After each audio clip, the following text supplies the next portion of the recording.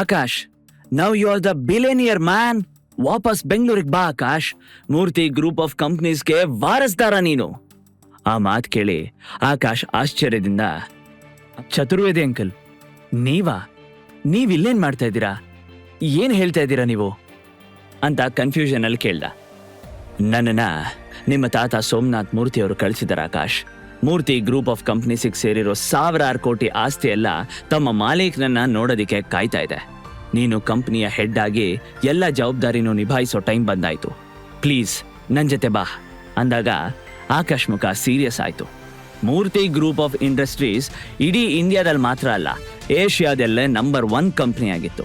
ಹೌದು, ಚಂದ್ರ ಫ್ಯಾಮಿಲಿಲಿ ಮನೆ ಅಳಿಯನಾಗಿ ಡೈಲಿ ಬಯಸ್ಕೋತಾ ಇದ್ದಿದ್ದ ಆಕಾಶ್ ಮಾಮೂಲಿ ವ್ಯಕ್ತಿ ಆಗಿರ್ಲಿಲ್ಲ. ಅವನು ಮೂರ್ತಿ ಇಂಡಸ್ಟ್ರೀಸ್ನ ಫೌಂಡರ್ ಸೋಮನಾಥ್ ಮೂರ್ತಿ ಅವರ ಮೊಮ್ಮಗ ಆಗಿದ್ದ. ಆದ್ರೆ ನಿಜವಾದ ಮೊಮ್ಮಗ ಅಲ್ಲ. 75 ವರ್ಷದ ಸೋಮನಾಥ್ ಮೂರ್ತಿ ಅವ್ರಿಗೆ 2 ಗಂಡು ಮಕ್ಕಳು ಮತ್ತೆ ಒಬ್ಳು ಹೆಣ್ಮಗಳು ಇದ್ರು. ಅವರು ಕೊನೆ ಮಗಳೇ ಶ್ರೀಜಾ ಆಕಾಶ್ನ ದತ್ತು ಪಡೆದಿದ್ದು ಆ ಮನೇಲಿ ಯಾರಿಗೂ ಇಷ್ಟ ಇರಲಿಲ್ಲ. ಆದ್ರೆ ಮನೆಯವರು ಎಲ್ರ ವಿರುದ್ಧ ನಿಂತು ಅವನನ್ನ ತನ್ನ ಮಡ್ಲಲ್ಲಿ ಸಾಕಿದ್ಲು. ಹುಟ್ಟಾಗಿಂದ ಶ್ರೀಮಂತಿಕೆನಲ್ಲಿ ಬೆಳೆದಿರೋ ಅವಳಿಗೆ ಏಕ್ದಮ್ ಎಲ್ರು ಅವಳನ್ನ ಮೂಲೆ ಗುಂಪು ಮಾಡಿದ್ ನೋಡಿ ತುಂಬಾನೇ ನೋವಾಗ್ತಿತ್ತು. ಆದ್ರೆ ಆ ಪುಟ್ಟ ಕಂದಮ್ಮನ ನಗು ನೋಡ್ತಾ ತನ್ನ ಕಷ್ಟನೆಲ್ಲ ಮರ್ತಿದ್ಲು.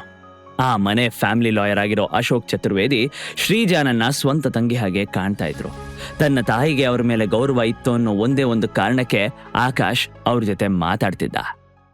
ಚತುರ್ವೇದಿ ಮಾತು ಕೇಳಿ ಆಕಾಶ್ ಜೋರಾಗಿ ನಗ್ತಾ ಬೈಕಿಂದ ಇಳಿದು, ಅಲ್ಲ, ನೀವು ಕರಿತಿದ್ದ ಹಾಗೆ ನಾನು ಬಂದ್ಬಿಡ್ತೀನಿ ಅಂತ ಹೇಗೆ ಅನ್ಕೊಂಡ್ರಿ ನೀವು?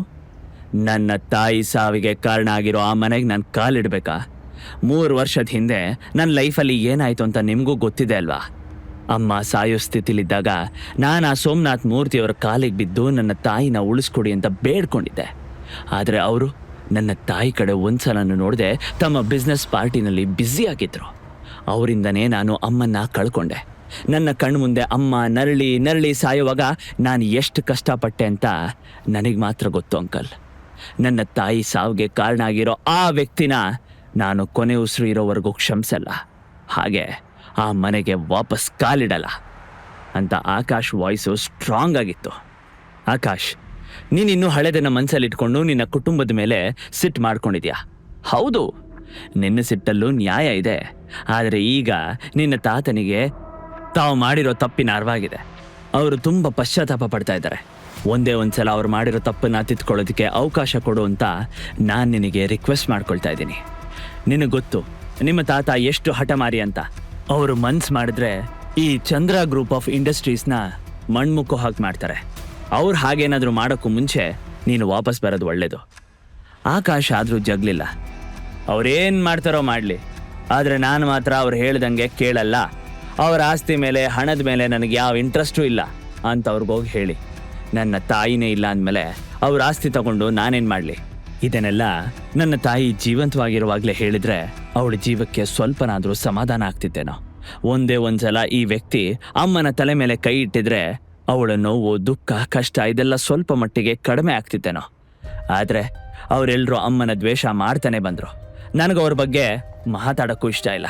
ಇದೇ ನನ್ನ ಕೊನೆ ತೀರ್ಮಾನ ಅಂತ ಹೇಳ್ತಾ ಆಕಾಶ್ ತನ್ನ ಕಣ್ಣಂಚಲ್ಲಿ ಬಂದಿರೋ ನೀರನ್ನ ಒರೆಸ್ಕೊಂಡ. ಅವನ ಮಾತಿಗೆ ಚತುರ್ವೇದಿ ಹತ್ರನೂ ಉತ್ತರ ಇರಲಿಲ್ಲ. ನಂತರ ಆಕಾಶ್ ಅವನಿಗೆ ಬೆನ್ನು ಹಾಕಿ ನಿಲ್ತಾ, ನೋಡಿ, ಇನ್ನು ಮುಂದೆ ನೀವು ಯಾವತ್ತೂ ನನ್ನ ಕಣ್ಮುಂದೆ ಕಾಣಿಸ್ಕೋಬೇಡಿ. ಹಾಗೆ ನಾನು ಸೋಮನಾಥ್ ಮೂರ್ತಿಯವರ ಮೊಮ್ಮಗ ಅಂತ ಇಲ್ಲಿ ಯಾರಿಗೂ ಗೊತ್ತಾಗಬಾರ್ದು ಅಷ್ಟೇ ಅಂತ ಸ್ಟ್ರಾಂಗ್ ಆಗಿ ಹೇಳ್ತಾ ತನ್ನ ಬೈಕ್ನ ಸ್ಟಾರ್ಟ್ ಮಾಡ್ಕೊಂಡು ಅಲ್ಲಿಂದ ಹೊರಟೋದ. ತಕ್ಷಣ ಚತುರ್ವೇದಿ ಸೋಮನಾಥ್ ಅವ್ರಿಗೆ ಕಾಲ್ ಮಾಡಿ, ಸಾರಿ ಸರ್, ನಿಮ್ಮ ಮೊಮ್ಮಗ ನಿಮಗಿಂತ ಹಠವಾದಿ. ಅವನು ನಿಮ್ಮ ಮಾತನ್ನ ಒಪ್ಪಲಿಲ್ಲ ಅಂತಂದ.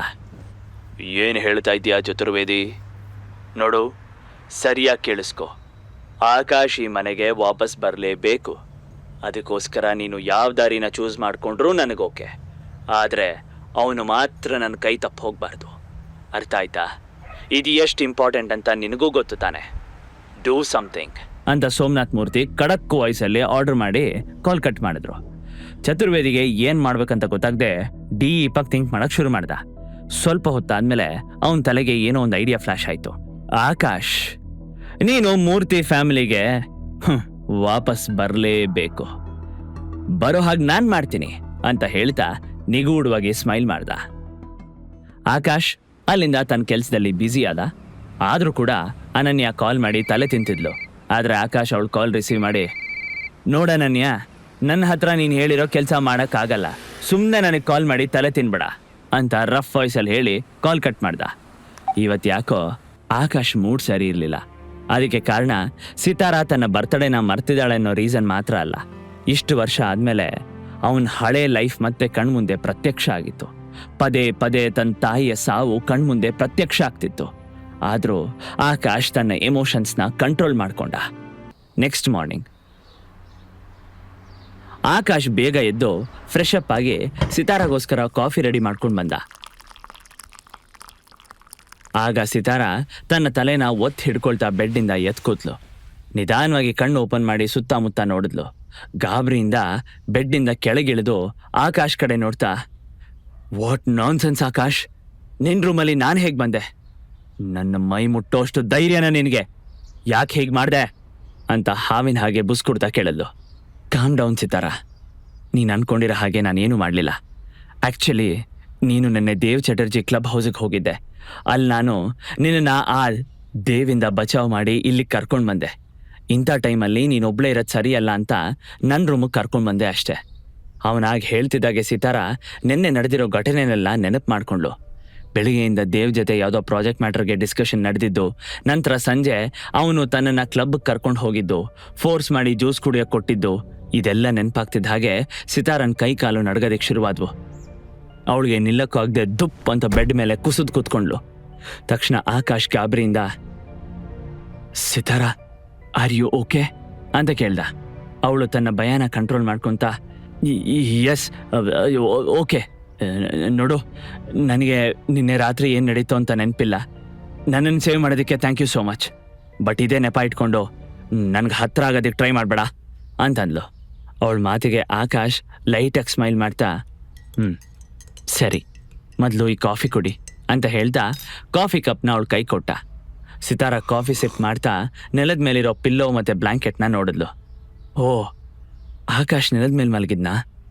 ಅವನು ಮನ್ಸು ಮಾಡಿದ್ರೆ ನನ್ನ ಹೆಲ್ಪ್ಲೆಸ್ ಸಿಚುಯೇಷನ್ನ ಯೂಸ್ ಮಾಡ್ಕೋಬೋದಿತ್ತು. ಆದರೆ ಅವನು ಹಾಗೆ ಮಾಡಲಿಲ್ಲ ಅಂತ ಅನ್ಕೋತಾ ಆಕಾಶ್ ಕಡೆ ನೋಡಿದ್ಲು. ಮನ್ಸಲ್ಲೇ ಥ್ಯಾಂಕ್ ಯು ಆಕಾಶ್ ಅಂತಂದ್ಲು. ಅವಳಿಗೆ ಗೊತ್ತಿಲ್ಲದೆ ಆಕಾಶ್ ಕಡೆ ಅವಳ ಮನಸ್ಸು ವಾಲ್ತಿತ್ತು. ಅಷ್ಟರಲ್ಲಿ ಅವಳ ಮೊಬೈಲ್ಗೆ ಅವಳ ಅಸಿಸ್ಟೆಂಟ್ ಕಾಲ್ ಮಾಡಿದ್ಲು. ಕಾಲ್ ರಿಸೀವ್ ಮಾಡ್ತಿದ್ದ ಹಾಗೆ, ವಾಟ್, ಹೌದಾ ಅಂತ ಶಾಕಿಂದ ಎದ್ದು ನಿಂತಲು ಸಿತಾರಾ. ಆಕಾಶ್ ಏನು ಗೊತ್ತಾಗದೆ ಅವಳ ಮುಖದಲ್ಲಿರೋ ಎಕ್ಸ್ಪ್ರೆಷನ್ನೇ ನೋಡ್ತಿದ್ದ. ಸಿತಾರಾ ಗರ ಬಡ್ದವಳು ಹಾಗೆ ಮೊಬೈಲ್ ಕಿವಿಲಿ ಇಟ್ಕೊಂಡು ನಿಂತಿರೋದನ್ನ ನೋಡಿ ಅವನು ಅವಳ ಹತ್ರಕ್ಕೆ ಹೋಗಿ, ಸಿತಾರಾ, ವಾಟ್ ಹ್ಯಾಪನ್, ಯಾರು ಕಾಲ್ ಮಾಡಿದ್ದು ಅಂತಂದ. ಸಿತಾರಾ ಪಟ್ ಅಂತ ಅವನ ಕೈನ ಹಿಡ್ಕೊಂಡು, Akash, I am so happy, ನಾನು ಇಷ್ಟು ದಿನ ಕಷ್ಟಪಟ್ಟಿದ್ದಕ್ಕೂ ಸಾರ್ಥಕ ಆಯಿತು ಅಂತ ಹೇಳ್ತಾ ಅವನನ್ನು ಗಟ್ಟಿಯಾಗಿ ತಬ್ಕೊಂಡ್ಲು. ಸಿತಾರಾ ಮೈ ಅವನಿಗೆ ಟಚ್ ಆಗ್ತಿದ್ದ ಹಾಗೆ ಅವನ ಮೈಯಲ್ಲಿ ಕರೆಂಟ್ ಪಾಸ್ ಆದಂಗೆ ಆಯಿತು. ಅವಳು ತಲೆ ಕೂದಲು ಸೋಕ್ತಿದ್ದ ಹಾಗೆ ಅವನಿಗೆ ಕಚ್ಗುಳಿ ಕೊಟ್ಟ ಹಾಗೆ ಫೀಲ್ ಆಗ್ತಿತ್ತು. ಅವನಿಗೆ ಏನು ಮಾಡಬೇಕು ಅಂತ ಗೊತ್ತಾಗದೆ ತಾನು ಉಸಿರನ್ನ ಬಿಗಿ ಹಿಡ್ಕೊಂಡು ಹಾಗೆ ನಿಂತಿದ್ದ. ತಕ್ಷಣ ಸಿತಾರಾ ಅವನಿಂದ ದೂರ ಸರಿದು, ಐ ಆಮ್ ಸಾರಿ, ನಾನು ಎಕ್ಸೈಟ್ಮೆಂಟಲ್ಲಿ, ಅದು ಆ್ಯಕ್ಚುಲಿ ನಮ್ಮ ಕಂಪ್ನಿಗೆ ಒಂದು ಹೊಸ ಟೆಂಡರ್ ಸಿಕ್ಕಿದೆ, ಆ ಖುಷಿಲಿ ನಾನು ನಿನ್ನನ್ನು ಹಗ್ ಮಾಡಿದೆ ಅಂತ ತಡವರಿಸ್ತಾ ಹೇಳಿದ್ಲು. ಈಗ ತಾನೇ ಸಿತಾರಾ ಮನಸ್ಸಲ್ಲಿ ಆಕಾಶ್ ಬಗ್ಗೆ ಪ್ರೀತಿಯನ್ನು ಮೊಗ್ಗು ಚಿಗುರ್ತಾ ಇದೆ. ಆದರೆ ಅದು ಅರಳೋಕ್ಕಿಂತ ಮುಂಚೆನೆ ನಂದಿನಿ ಅದನ್ನ ಹೊಸ್ಕಾಗ್ತಾಳ. ಚತುರ್ವೇದಿ ಆಕಾಶ್ನ ಮೂರ್ತಿ ಮನೆಗೆ ಕರ್ಕೊಂಡು ಹೋಗೋದಕ್ಕೆ ಮುಂದೇನ್ ಪ್ಲಾನ್ ಮಾಡ್ತಾನೆ. ಸೋಮನಾಥ್ ಮೂರ್ತಿ ಇದ್ದಕ್ಕಿದ್ದ ಹಾಗೆ ಆಕಾಶ್ನ ಕರಿತಾ ಇರೋದಾದ್ರೂ ಯಾಕೆ? ಆಕಾಶ್ ಲೈಫಲ್ಲಿ ನಿಜವಾಗ್ಲೂ ಏನ್ ನಡೆದಿದೆ? ಇದೆಲ್ಲ ತಿಳ್ಕೋಬೇಕು ಅಂದ್ರೆ ಮುಂದೆ ಬರೋ ಎಲ್ಲಾ ಎಪಿಸೋಡ್ಸ್ನು ಮಿಸ್ ಮಾಡದೆ ಕೇಳಿ. ಹಾಗಿದ್ರೆ ಆ ವ್ಯಕ್ತಿ ಯಾರು, ಮುಂದೆ ಏನಾಗುತ್ತೆ ಅಂತ ತಿಳ್ಕೋಬೇಕಾ? ಈಗಲೇ ಪಾಕೆಟ್ FM ಅಪ್ಲಿಕೇಶನ್ ಅನ್ನ ಡೌನ್ಲೋಡ್ ಮಾಡಿ. ಅಪ್ಲಿಕೇಶನ್ ಡೌನ್ಲೋಡ್ ಮಾಡಲು ಲಿಂಕ್ ಅನ್ನ ಡಿಸ್ಕ್ರಿಪ್ಷನ್ ಅಲ್ಲಿ ನೀಡಲಾಗಿದೆ.